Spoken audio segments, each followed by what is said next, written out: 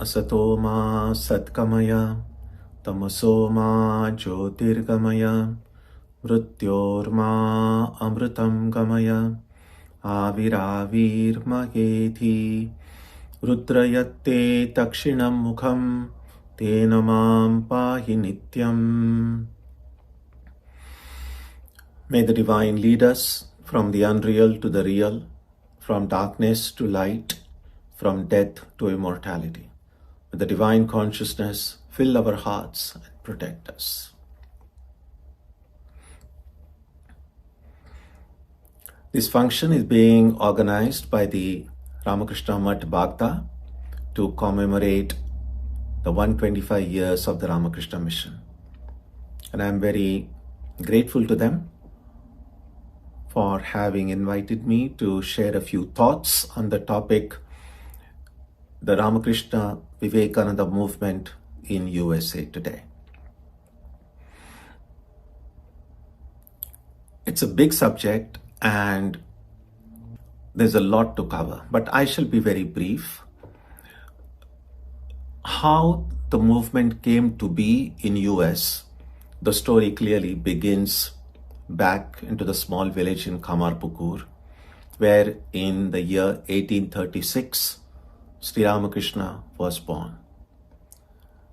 The story of his life is well known to devotees and students of his life, of how from a very young age he showed this extraordinary love for God, how he had these amazing spiritual experiences, how he came to Calcutta, became a priest at the temple of the Divine Mother, Bhavatarini Kali at Dakshineshwar,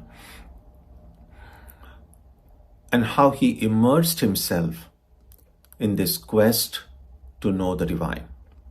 Even when he was engaged in the ritualistic worship, this question always came to his mind. Is the mother real? Or is it just an image, a murti that I am praying to, that I am worshipping?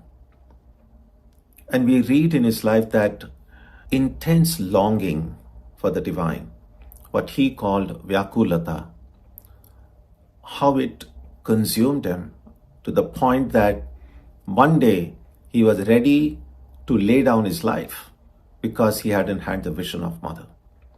With that extreme longing, that extreme love, we find that he had this first ecstatic vision in which the Mother revealed herself to him.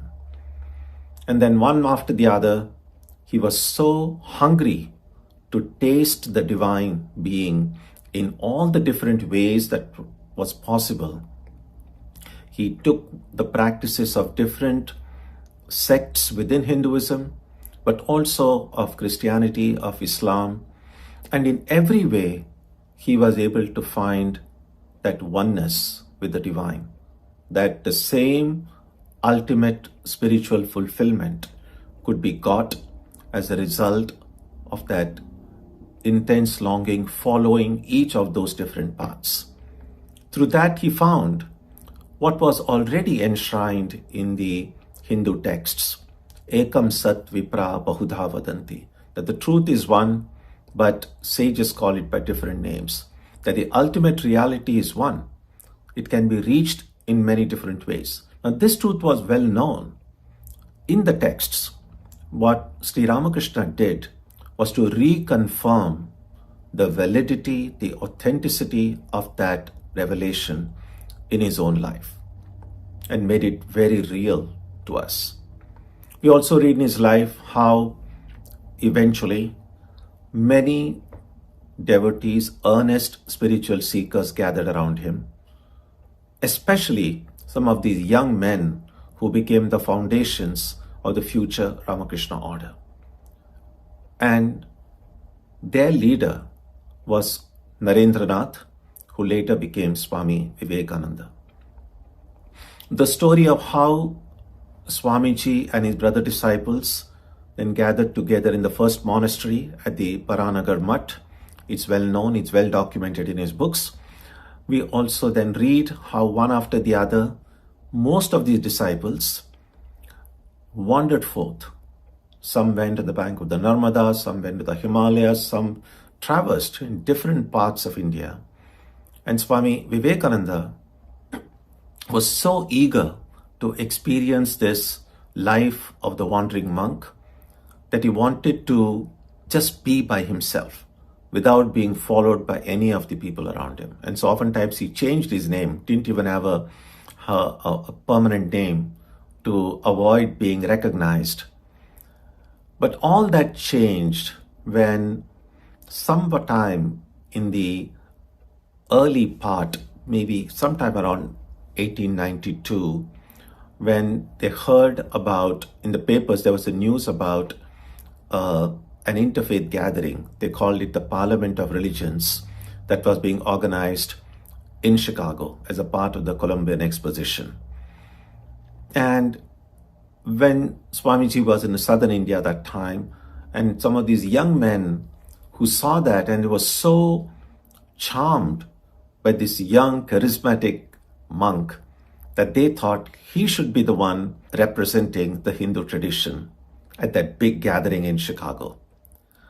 And so they went from house to house collecting funds, collecting money to buy a ticket for him to go. And even when they succeeded in doing so, Swamiji still had a little bit of doubt. Is it the right step for me to take? This was not what he was looking for, to kind of go to some distant place and represent this or that. And so he wasn't sure.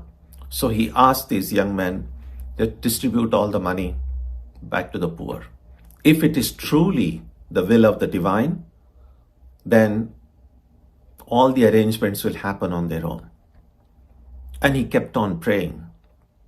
And then we read in his books that he had this vision on the Marina Beach. He saw Sri Ramakrishna in his vision beckoning him across the seas, across the ocean. Swamiji then wrote to Holy Mother to seek her blessings and to get her guidance. And when Mother's blessing came, Swamiji knew that it was not his will, but the divine will that was calling him forth. And it so happened then that the Raja of Khetri, who was a disciple of Swamiji, had an heir born to his throne. And so he invited Swamiji to Khetri in Rajputana for the celebration.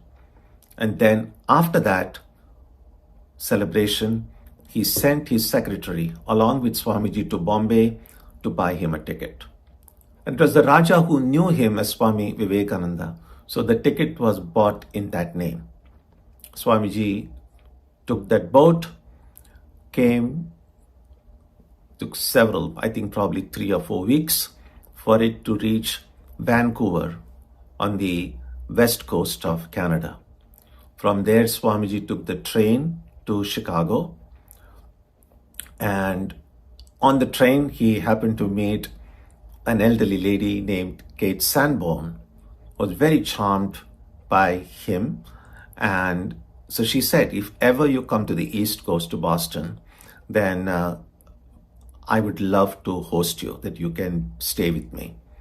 And then we read how Swamiji went to Chicago. It turned out that the Parliament was still 2 months away. He didn't have enough money to spend to stay all that time in Chicago. So the people suggested that you go to Boston and so that you can save some money. And so he came to Boston, became a guest of Mrs. Sanborn, whose brother knew a professor at Harvard. And through his introduction letter, Swamiji was able to then get into the Parliament of Religions, to be accepted as a delegate.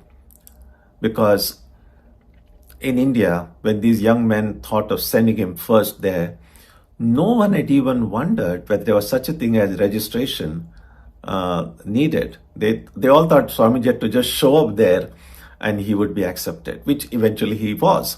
But then without going through our formalities, it wasn't possible. And so when he actually arrived in Chicago first, he realized he wouldn't be able to participate because he had not been registered as a delegate.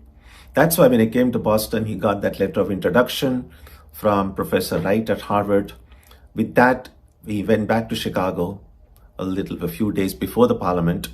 He was then accepted as a delegate to represent Hinduism. The rest is history, as they say. Swamiji became a celebrity overnight because clearly it was not simply a great intellect that was addressing the people of the West. It was not simply some charming personality who was speaking. It was truly a representative of the divine. There was something very special about Swamiji. Much is made in the books about the first words that Swamiji uttered at the Parliament. Unlike the other speakers, he had not prepared any speech. He had hardly ever spoken in the public before. And so it was a real challenge. He said he prayed to Mother Saraswati in his heart, and then he began. And the first words were, "Sisters and Brothers of America." Amazing as it was, it had an electric reaction in the audience. We read that the people stood up on their benches and clapped, standing ovation, which lasted several minutes. Now, in the words themselves, it wasn't anything very unusual. Because if you read the history of the Parliament and some of the papers presented by other speakers, we see that many of them had expressed similar sentiments, that we are all one family, that we are all brothers and sisters. But yet, the reaction that Swamiji's words evoked was very different, was as if the people were hearing it for the first time. And it seems to me that it's not simply the words themselves that made the difference, but the immense power that emerged from those words. When Swamiji addressed the audience as sisters and brothers, it wasn't merely a good sentiment. It wasn't something, an intellectual formulation. He actually saw everyone as his own brother, as his own sister. And when words come through that deep, deep realization, that actual perception, that deep experience, then the power behind those words is unimaginable. And that is what Swamiji did. And clearly, overnight then, he became a big celebrity. He made headlines the next day. And today, maybe almost 130 years after the Parliament, when we try to think about that great event, although great people had participated in that Parliament, most people remember only Swami Vivekananda's name. In fact, the stretch of the road in front of the Art Institute in Chicago, where actually the Parliament was held, today is named after Swamiji. And so Swamiji's presence made a big difference, which all the students of his life already know. But Swamiji hadn't gone to US to stay there permanently. There was clearly an understanding that at some point he's going to return back to India. Now, the people who were very charmed by his teaching were benefited by what he had to say. They felt that, as it so often happens, a great person comes, inspires everyone, and when the person leaves, everything kind of cools down. And so people said, is there some way by which this teaching can be put on a permanent footing, that somehow this teaching can continue even after Swamiji returned to India? And that's when this idea of an organization came. Swamiji called it the Vedanta Society. The first one was started in 1894 in New York. The second one was opened during Swamiji's second visit to the West, and that was in the year 1900 in San Francisco. And the third one, in fact, the first after Swamiji's Mahasamadhi, was the Vedanta Society in Boston. And after that, many Vedanta centers emerged, many of them in the 1920s and 30s. And today, we have many Vedanta centers in the United States. Several on the East Coast. There is clearly the one in Boston. We have two centers in New York. There is Providence. There is one in Washington, D.C. Further down south, we have a center in Florida, in St. Petersburg.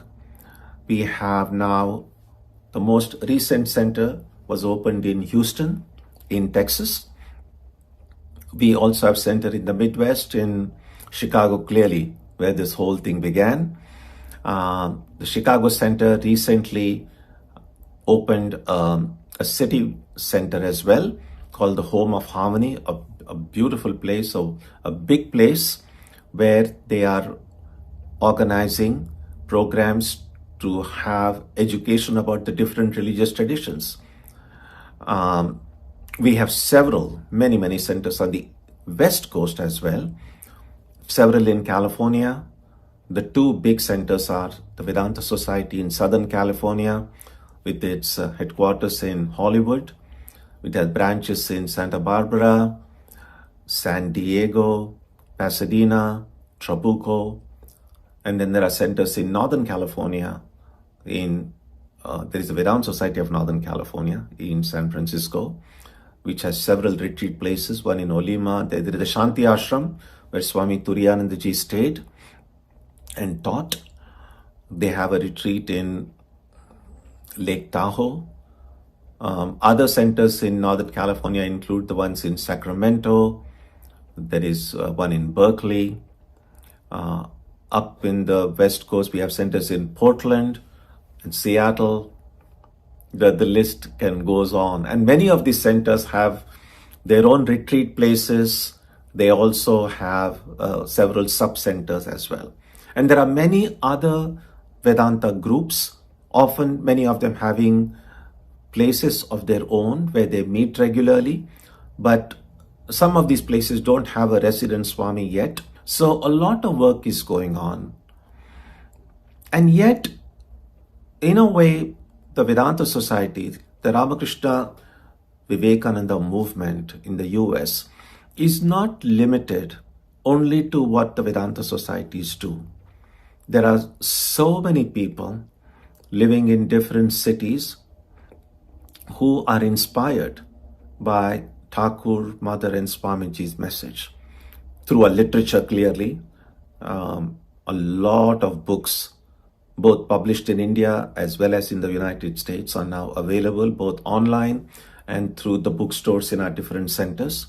So a lot of the spread of Ramakrishna Vivekananda message has occurred through literature. And many of our centers are close to universities, and so many of our Swamis are invited to speak, to talk with, to interact with the university communities on campuses. We also are often called to in hospital settings.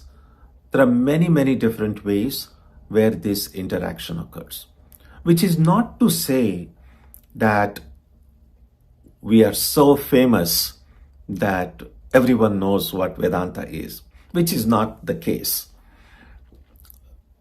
And it's interesting, today if you go out into the street and speak with an average person and say Vivekananda, chances are they wouldn't know who we are talking about. If we say Ramakrishna, chances are they might think it's something to do with Hare Krishna or Krishna consciousness. Clearly, ISKCON in many cases has a more bigger public profile. Vedanta Society, the Ramakrishna Vivekananda centers of the Ramakrishna order, have right from the beginning mostly kept a very low profile. In other words, they haven't gone out of their way to advertise and become famous. So most of the ways in which the centers have become known is through word of mouth. Nowadays, of course, many of the centers have their own websites. There are podcasts and streamings which have brought us in a greater public light. But this kind of keeping a low profile has been very helpful. because essentially it keeps out mostly just curiosity seekers, people who just come out of curiosity. So what most of our centers have are serious spiritual seekers, people who are earnest, people who want to know, people who want to study, which is a good thing. So success of a movement is not to be measured in terms of how big crowds we get or what numbers we get. That might be a one way of doing so, but not necessarily always a perfect way of doing it. But I think a better way would be how many of the people who come to these Ramakrishna Vivekananda centers are earnest. How many of these people are truly making spiritual progress? How many of these people are truly discovering this inner transformation? Those are ways I think are better modes to judge whether the movement is making progress or not. Oftentimes, people quote what Swami Vivekananda said, that I have given the world enough to digest for 1500 years. That's a big time interval. And compared to that, we are just about little over 100 years now. So there is a long way to go. But even more interesting is what Sister Nivedita is reported to have said. In fact, I believe she wrote it in a letter, if I'm not mistaken. So she said, long after those of us who knew Swami Vivekananda are gone, this whole movement may seem to have gone underground. And then 40, 50, 60 years later, it's just like you plant a seed and the tree doesn't come immediately, but it takes time to germinate. And over time, later on, we will see Swamiji's message sprouting everywhere. And by that time, many people may not even know who had planted the seed. It's a little bit like when we go out and eat mangoes from a mango tree or apples from an apple tree. Oftentimes we don't know who planted that tree, how many years ago, how much effort was taken to water and take care of the growing sapling and the plant. So we are able to enjoy those mangoes without having any idea about who planted the tree. That's what we see in the West today. The ideas which were so new and exotic when Swamiji came here, this deep, not just the ideas, but the power that he injected into the Western society, those things are now beginning to sprout. And it started sometime in the 1970s, 80s, 90s, say about 40 or 50 years ago.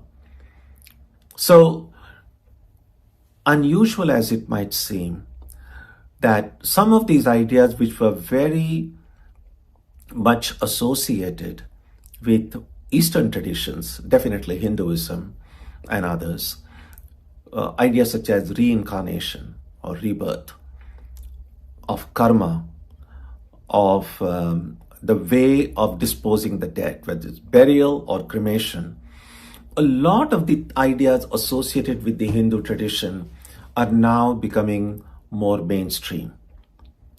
Whether or not the specific theologies of the different religious traditions accept rebirth or not, an increasing number of people in the West today believe that rebirth is a strong possibility, that something similar to karma does exist in the universe. The idea that there is something unchanging, something divine, a divine spark, it may be expressed in very different ways in different circles, but the idea of some divine element hidden behind this human facade inside of us. That idea is becoming more and more common without people necessarily ascribing it or acknowledging the source to be Vedanta or Ramakrishna or Vivekananda. But all these ideas now, which had some amount of resistance 100 years ago, but they are becoming commonplace. And I think that's the real miracle that Swami Vivekananda has brought about. That's a great contribution that the Ramakrishna mission, through its Vedanta centers in the West, has brought about. Without claiming necessarily all the credit for the change that is occurring. And name is not what Swamiji wanted, the name is not what Thakur wanted or Mother wanted, and that's not what the children, their children, spiritual children today, they don't seek it either. So I would strongly caution against judging the success of the movement by how much famous or popular it is, but a better way to judge what this movement has achieved is looking at how Western society has changed, and in some measure at least, how much of that change can be traced back to this tremendous power that Swamiji injected into this, what they sometimes say, the collective unconscious of Western society, which we are able to see today. And so in some ways, those of us who are in the West today, both monks as well as the students and devotees of Vedanta, are inheritors of that great legacy of Swamiji. And there is much to learn from this, that if Vedanta as a system of thought, but also as a way of living, can be so meaningful, so relevant, even across the national cultural boundaries of the Indian subcontinent, where it took birth, where it flourished, but how it has now gradually spread all over the world.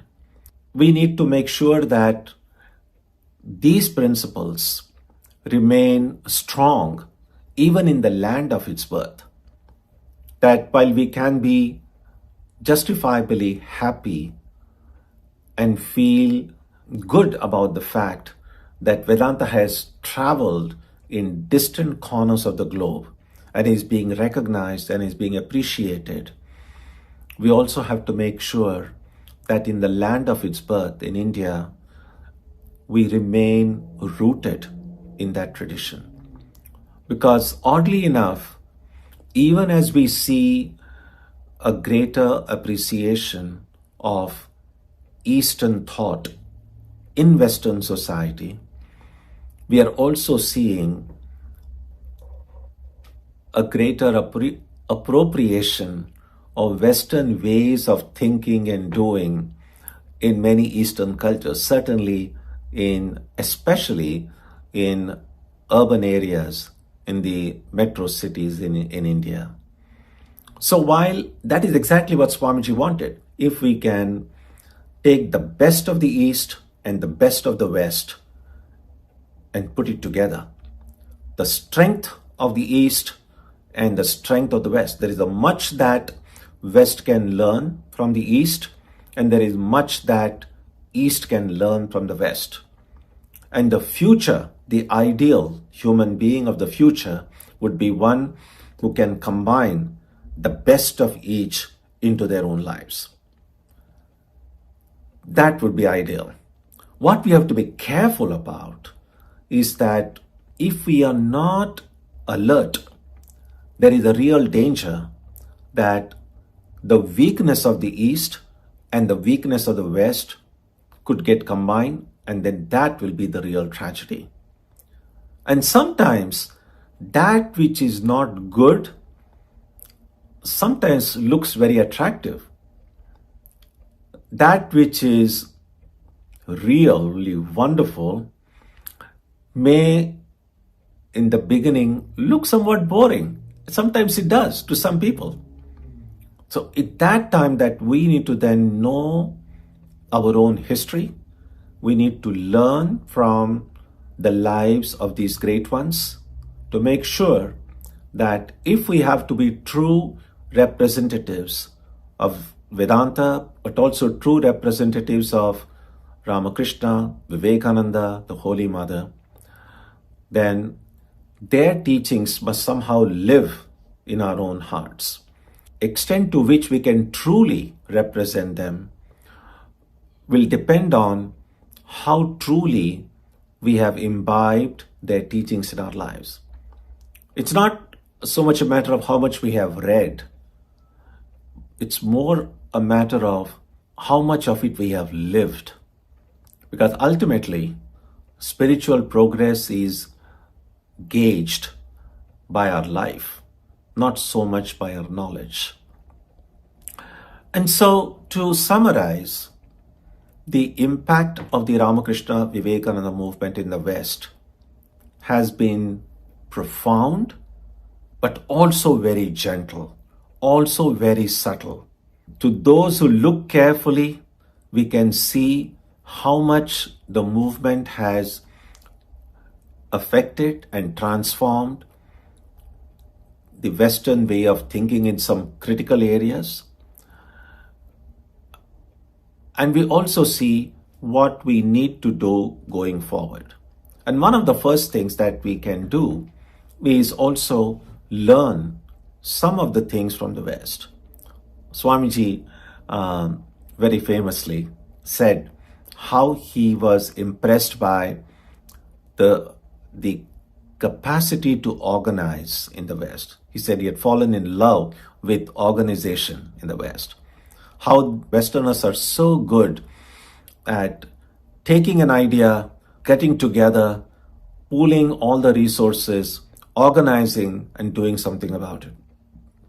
So that's the skill, the discipline that we can learn from the West, and combine that with this great ability to look in our hearts and search for the truth within.